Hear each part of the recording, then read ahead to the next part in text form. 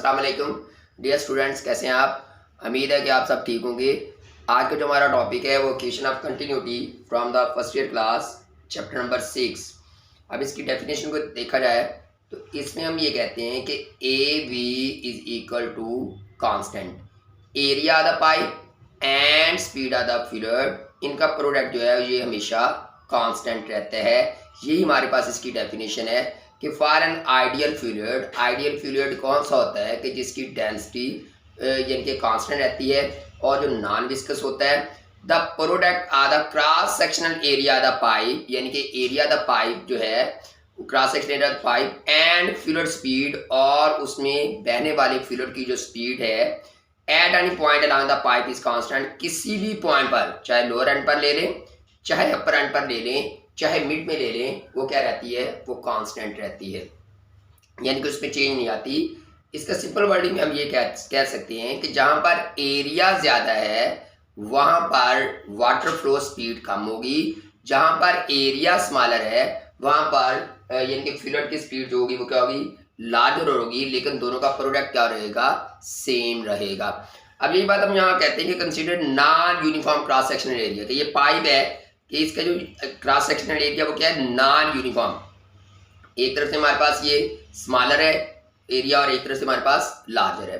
अब इसने यानी कि जो डिस्टेंस कवर किया उसे हम कह रहे हैं डेल्टा x1, इसे हम क्या कह रहे हैं, डेल्टा x1।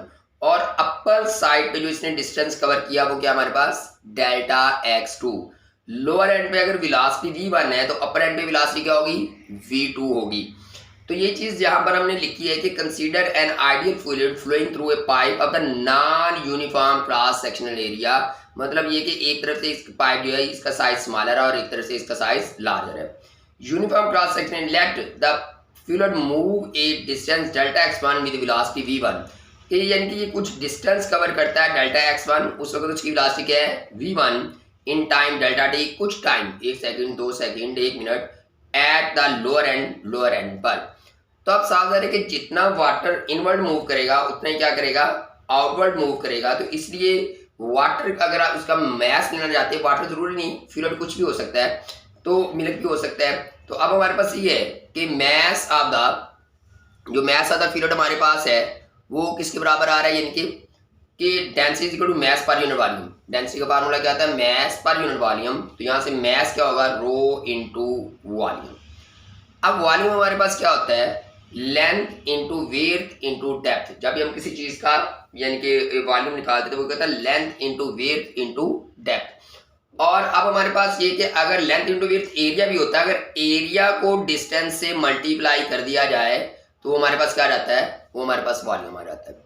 यानी कि एरिया और डिस्टेंस, क्योंकि वॉल्यूम ये होता है ना length into width into depth, तो लेंथ इंटू विड्थ एरिया और डेप्थ को हमने डेल्टा x1 कह दिया, तो v1 is equal to a delta x1। तो इसलिए हमने वॉल्यूम की जगह पर उसकी वैल्यू पुट कर दी a1 यानी कि डेल्टा x1।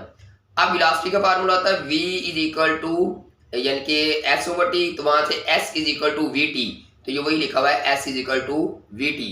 तो इसलिए हमने यानी कि डेल्टा x1 की जगह पर क्या लिख दिया, vt लिख दिया। डेल्टा x1 पर हमने क्या लिख दिया, v1।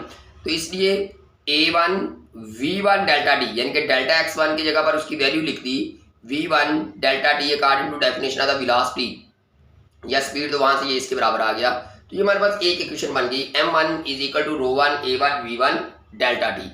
अब सिमिलरली इसी तरह अब अगर अपर एंड पर देखेंगे तो यहाँ पर भी हमारे पास यही कुछ होगा कि eight upper and area is a2, distance delta x2, velocity v2।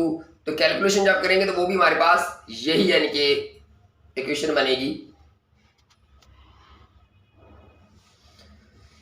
तो mass flow out at the upper and में हमारे पास मैस जितना इन होगा उतना ही बाहर यानी कि निकलेगा पाइप से। तो इसलिए if the area the pipe at upper end is a2, density ρ2, then delta m2 is equal to ρv2। अभी हमने कहा कि वॉल्यूम किसके बराबर होता है, एरिया इंटू डिस्टेंस, तो a2 डेल्टा x2।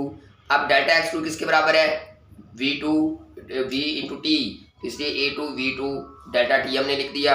अब according to law of conservation, क्योंकि बर्नौली इक्वेशन जो है ये law of conservation of mass को वे करती है। क्यों, क्योंकि जितना यानी कि फ्लूइड का मैस इन होता है उतना ही फ्लूइड का मैस आउट होता है। तो इसलिए हम कहते हैं कि ये सेम रहता है, इसके हम इसे कहते हैं law of conservation of mess, कि जितना मैस फ्लूइड का इन हुआ उतना ही फ्लूइड का मैस आउट हुआ, तो इसलिए दोनों क्या हो गए, बराबर हो गए।